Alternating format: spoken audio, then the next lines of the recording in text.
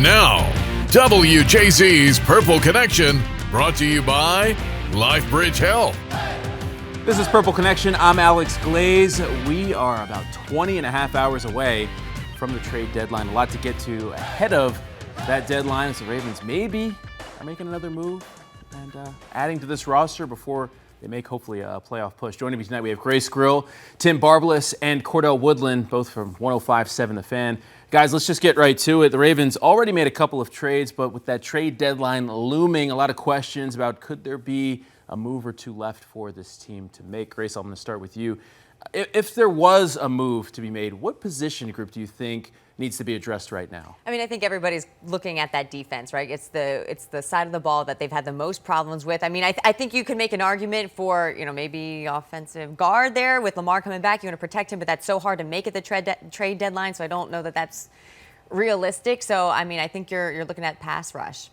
Yeah, and for me, I think that, if I'm looking at my Christmas list here, it's just got to be that nose tackle, right? The defensive tackle, but I think that might be a little bit too much to ask. You're not going to just find those $100 million guys growing on trees, and, replacing a Nnamdi Madubuike is not going to be easy. I don't think you do it through the draft. And I think if they were to do that, Cordell, they would have to do something that I don't think the Ravens have ever done, and that's going to be part ways with a first-round draft pick, and I don't think we're going to see that. So what do you see happening before this deadline, Cordell? Yeah, I think, there are obviously needs on this team still. Like Grace said, most of them do come on the defensive side of the ball, especially in the trenches. A part of me wouldn't be surprised if they do a move or two, but they're depth moves. Because this team does still lack depth along the defensive line. You can make the case that they lack depth along the offensive line as well. So it wouldn't shock me if maybe some of these moves that they do end up making, if any at all, are more so moves that aren't for household names. Maybe these are moves for just in case scenarios if guys do get hurt as the season goes on. Well, how about this? We got some breaking news coming down on Purple Connection. The Ravens just made a move. Adam Schefter, literally just less than a minute ago, traded for Draymond Jones, linebacker from the Titans. So, Cordell, when you're talking about a move, it does come on the defensive side of the ball, and it's a conditional fifth-round pick coming as well. So, Cordell, it sounds like the kind of move that you're just talking about, addressing an area of need, outside linebacker, and it's a fifth-round pick.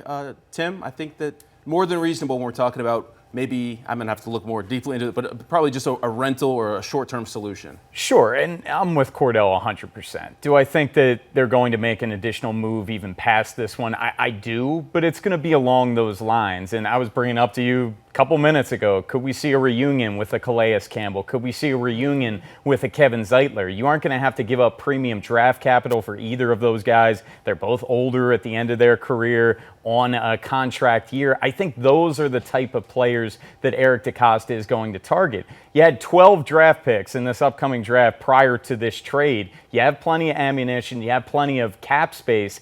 But I don't see Eric DeCosta taking that big swing at the deadline. And we're talking about Draymond Jones, a guy that's 28 years old, has 4.5 sacks this year. So when we're talking about some of the issues that we've seen on that side of the ball, Grace, it's been getting to the quarterback. It's generating that pass rush. We've seen over the past couple of weeks Kyle Hamilton able to kind of do things. There's a lot of blitzing happening, but it's been a lot of manufactured pass rush, not a lot of guys getting to the quarterback from that edge position. So obviously getting a Draymond Jones, Eric DeCosta and John Harbaugh, they're hoping that this maybe is a solution. Yeah, I don't know that this moves the needle on that too. I like what Cordell just said about, those depth pieces, and this is definitely one of them. And just I'll toss this to, Tim or Cordell. Like, you don't see, we know that Eric DeCosta likes to make moves at the trade deadline, but you never see him really have to make those moves in desperation per se, right? Where now I feel like this year they're in a little bit of a different position just with where the team is at 3-5 so far this season. Like, I'll toss this to Tim. Do you see him making the bigger move at the deadline? I don't see the big swing. I don't see the home run, the Roquan Smith of a couple years ago where he gave up a second-round pick. Sure. I don't see Eric DeCosta giving up a day 2 draft pick. But This is desperate right now in terms of the defensive line. Like, think of Taven Bryan, a practice squad elevation. Last Thursday played 41% of the snaps. CJ Okoye was playing 25% of the snaps. They had 3 edge rushers up the past couple of games. They need bodies on their front 7, and this helps there. Yeah. I was just going to say that having 3 outside linebackers up is certainly not where you want to be, but then you have to look to the future. You know, you're going to get Tavius Robinson back. Adisa Isaac is potentially coming back around Thanksgiving. So you're going to be getting some guys back, but right now you do need some bodies to help fill that room. But guys, I do want to talk about the big trade news of the day, and that is the Dolphins sending Jalen Phillips to the Eagles for a 3rd-round pick. Cordell, when I first saw that, to me, Jalen Phillips, it sounded like the kind of move that people here in Baltimore would probably hope that the Ravens would make. And a 3rd-round pick, I don't think that price is too high. I mean, this is a young guy. Could it be a 1-year rental? Sure. But it also could pan out, and this could be a solution when we're talking about guys that want to get to that need to get to the quarterback. Yeah, I mean, Jalen Phillips definitely has the upside. He has the resume. Not necessarily having the greatest year this year, but like you said, he is potentially a rental. I mean, he is in the last year of his deal. 3rd-round pick, I'm not sure, but when you're the Eagles and you're thinking Super Bowl or nothing else, those picks don't really mean a whole lot to you. You'd rather have that production and a trade-off. So not surprised to see the Eagles do that. Obviously, defense is very important to them, and their defense hasn't been at a championship caliber the way that they'd like it to. So they're just kind of hoping to strike gold a little bit with Jalen Phillips here. Isn't that what folks here in Baltimore thinking? You said in Philadelphia, win now, Super. Isn't that what people here should be thinking, Cordell? Super Bowl or bust? I know John Harbaugh doesn't want to say that, but it's Super Bowl or bust this year. It should be. It should be. I think considering the way that the season has gone on, the goalpost has moved a little bit. It's moved from Speak for Super yourself. Bowl Speak for yourself. Let's just get in. I mean, at this point, they got to get in first. It was Super Bowl or bust when we thought that they were a lock to get into the playoffs. That has changed. So I think their first and foremost thing is get in and go from there. And I just don't see the Ravens being willing to part ways with a 3rd-round pick. I just think that's something that's too rich for their blood. When the pricing, the asking price is pretty high this year too. For sure. And look, the Ravens, they have to compete with all of these teams that are ahead of them in the AFC to try to execute a trade. They're 3-5. That's the reality of it. Even more reason to go for it. You know what I was thinking? I was talking to somebody this weekend, and I was just like, you know what? This would be the year that the Ravens do win it, because the expectation is not that it's not there, but it's just like no one would see them after the start that they had. So there's some good we'll just put some good juju out there. The AFC's wide open. There's not a team that really stands out to me. We watched the Buffalo and Kansas City game last night. There's nothing that really stood out to me from that game. I think that we're talking about this Ravens team. Torrey Smith, I know you're watching. This Ravens roster is the best roster that this team has ever seen, this organization has ever seen. And I think that this is the year where they could just go all in and go for it. So, Cordell, you move your goalposts. My goalposts are right there where they should be at the end. All right, we're going to take a quick break. We come back, we're talking injuries. There were a lot of significant injuries around the league yesterday, and a couple of quarterbacks going down. We're going to break it all down when Purple Connection continues. Stay with us. The Purple Connection, brought to you by LifeBridge Health. The League Checkup, brought to you by LifeBridge Health. Care bravely. And welcome back to Purple Connection. Time for League Checkup. A lot of quarterbacks, or a couple of quarterbacks, I should say, going down with injuries yesterday. None more significant than Jaden Daniels in D.C. dislocating his elbow. Avoided any ligament, bone damage, I believe. But it's just a hard watch. When you watch that real time, oof. Tough injury for the Commanders franchise quarterback. Tucker Kraft, his season is over. He tore his ACL, so a big loss for that Packers offense. And then C.J. Stroud left the game in the first quarter yesterday against the Broncos with a concussion. Always hate to see the head bounce off the turf like that. Cordell, I want to start with you.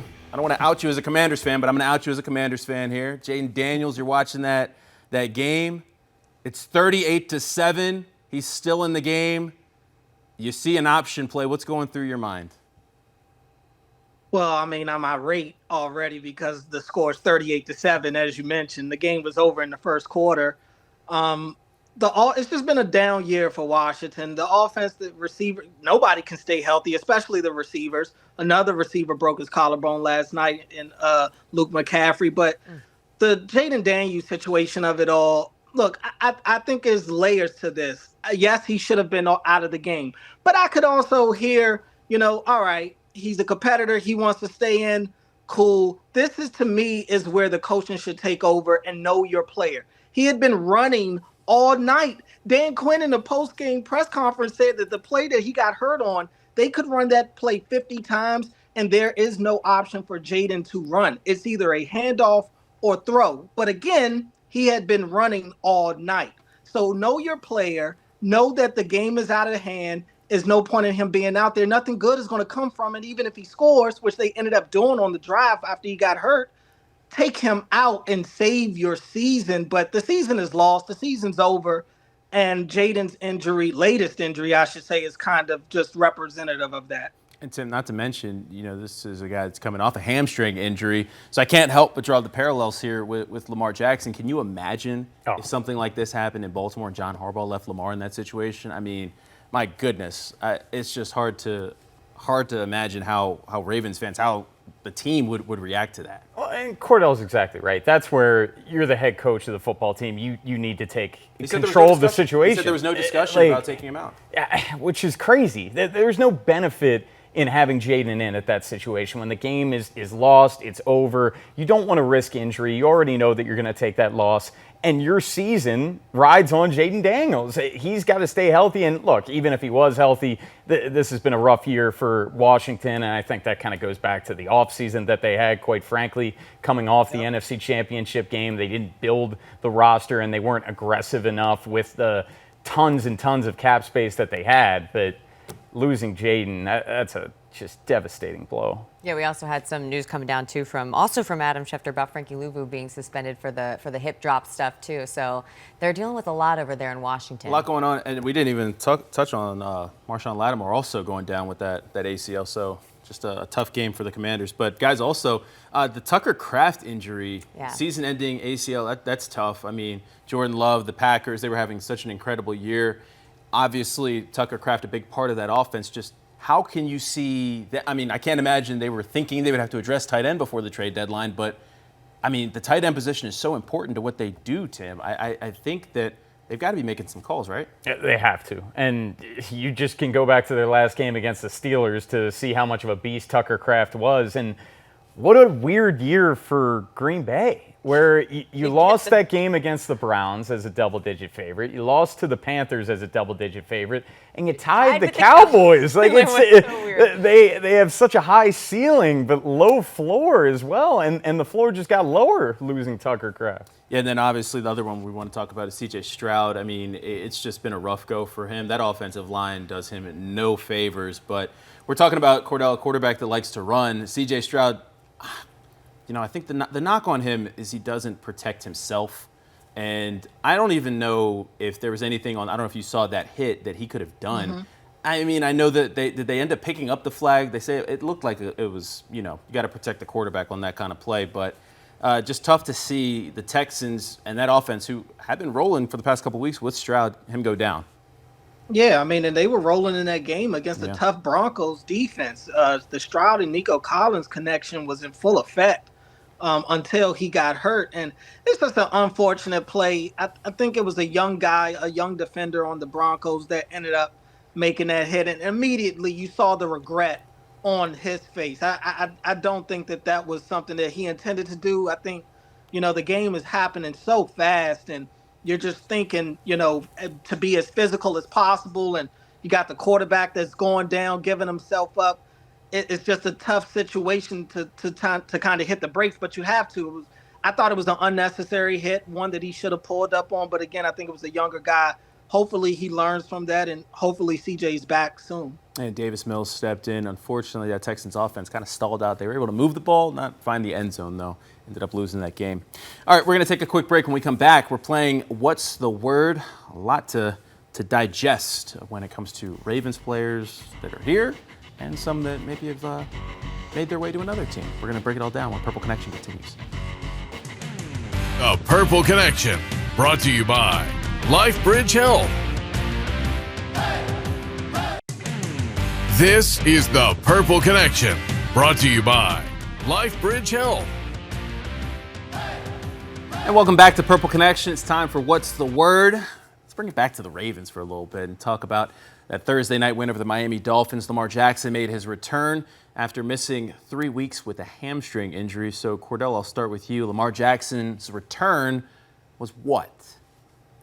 It was encouraging. It was encouraging because the offense picked up right where they left off when he was out before he got hurt. This was a top 3 scoring offense in the league. They had been averaging 6.5 points with Lamar Jackson out. And as soon as he's back out there, they're right back to lighting up the scoreboard. 4-touchdown game for Lamar. And that's with room for growth. You know, I don't think Lamar was perfect in the game. I thought he had chances to run that he didn't. I thought he still held the ball a little too long in the pocket and took a couple of unnecessary sacks. But that said, you know, the offense is still he raises the floor immediately. So I just thought it was encouraging, especially considering how the defense has been playing over the last few games. I would say clean. 4 touchdown passes, 5 incomplete passes. Like, that's crazy in his first game back. And you saw the one pass to Rashad Bateman on the first drive. It was the 3rd down where he dirted it. That was the one sign of rust. Outside of that, it was Lamar Jackson. Did he use his legs as much as normal? No, but the accuracy has been off the charts for Lamar this year, completing over 70% of his passes.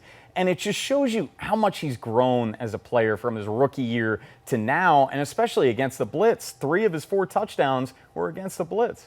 I'm going to say calming. It was just one of those things. You took the field and everybody was like, we're here, you know, like we can all just kind of sit back, relax. Yeah, I agree with you, Tim. Like, it wasn't clean, but like you knew it was Lamar Jackson. You knew he was going to figure it out. You knew he was going to get going. Remember, everybody else has played all these games with all this rust. So I think it just eased and calmed the minds of the fans. And I think definitely that team, which just with the way they spoke afterwards. You guys know I like to break the rules. You know I like to use multiple words, hyphenated words, whatever. Alex's phrase of the I'm day. going to say MVP-like, MVP caliber. I mean, I know that the chances or the odds of Lamar winning MVP are pretty low, but if we're talking about him coming back and leading this team back to the playoffs, and if they're just going to hop on his back, clearly he has that kind of impact on this team. I mean, he's only thrown, I believe, is it 1 interception? This season, 14 touchdowns, something like that? Yeah, I mean, his numbers are gaudy, but the wins have to come, and leading this team to the playoffs, I think, would put him in that discussion once again. But I know we don't care about MVPs. We're talking about something bigger here in Baltimore. All right, next one, guys. We're talking about Odafe Oweh, former Ravens player who's now with the LA Chargers. Tim, 4 sacks in 4 games. Watching Odafe Oweh produce like that is what? Puzzling, head-scratching. And look, Oweh, even at his best last year when he had a double-digit sack season, they tend to come in bunches. Like, he would have the 2-sack game, then he would have another sack the following week. But having 4 sacks after not having a single sack for the Ravens prior to the trade, you're just wondering, well, what's going on over here? Like, the Ravens' leading sack guy is still Nnamdi Madubuike with 2 sacks. I'm going to say situational, right? Like, this is the perfect example of right place, wrong time, right place. You know, like, some of these things are just freak things. Like, it doesn't mean that clearly he's not a bad player if he's able to produce. Sometimes it's just the situation you're in, the team you're in, the scheme you're in. Sometimes the coaches, players you're around. It's a fit. It's the rare NFL trade where both teams won. I mean, the Chargers are loving having Odafe Oweh over there, and I think Ravens fans are loving Alohi Gilman and just seeing the impact that he's had here in Baltimore on this defense. So, best of luck to Odafe and the Chargers, I guess. Cordell, Jordan Stout. I love talking punters right now. Jordan Stout is having blank year.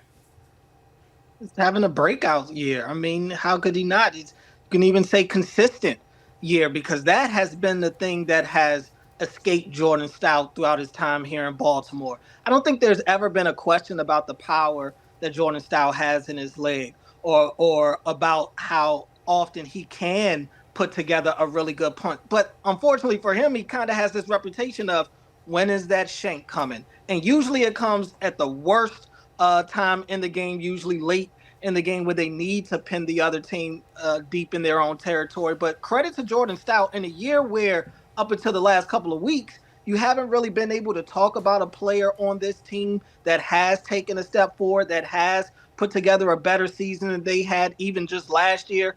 Jordan Stout has been one of the bright spots of this team from the start of the season to now. Yeah, guys, I'm going to say a Pro Bowl year. I mean, this is a guy that has flipped the field and has executed at the highest level for this team. I mean, it's hard to imagine there are many punters doing it better or at a higher level than he is right now, and he's been an absolute weapon for this Ravens team. Not a lot of love for the specialists by and large. You know, most of the time, if you're not talking about special teams, it's probably a good thing. But I think we need to start talking about Jordan Stout and what he's doing and what he's adding to this team.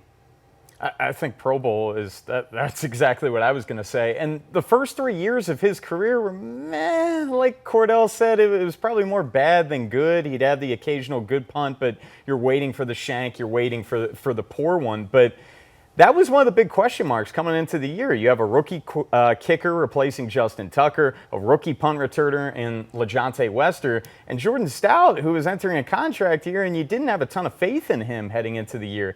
He's been great. This is his 16 candles season for all our women fans that are watching. Look at all your faces. I love it. Yeah. All the women that are watching will get that. It's their coming into their own season, their breakout season. Okay. I'll take your word. I'll take your word for it. Just to see the face reaction on you two. All of you girlfriends, you're married. Go watch. That's They'll funny. love that when you take it home. Now It's on the list. and also when we're talking about, you know, it's not just the punts too. We're talking about he's the holder for the rookie kicker, and Tyler Loop. We don't talk about specialists. Maybe that bonds them a little bit. We haven't talked about Tyler Loop in a while because he's doing his job at a high level as well. So Jordan Stout just getting it done in all phases of his game. All right, we're going to take a quick break. When we come back, we're going to wrap up the show with our game day advice and our question of the week. More Purple Connection after this. The Purple Connection, brought to you by LifeBridge Health.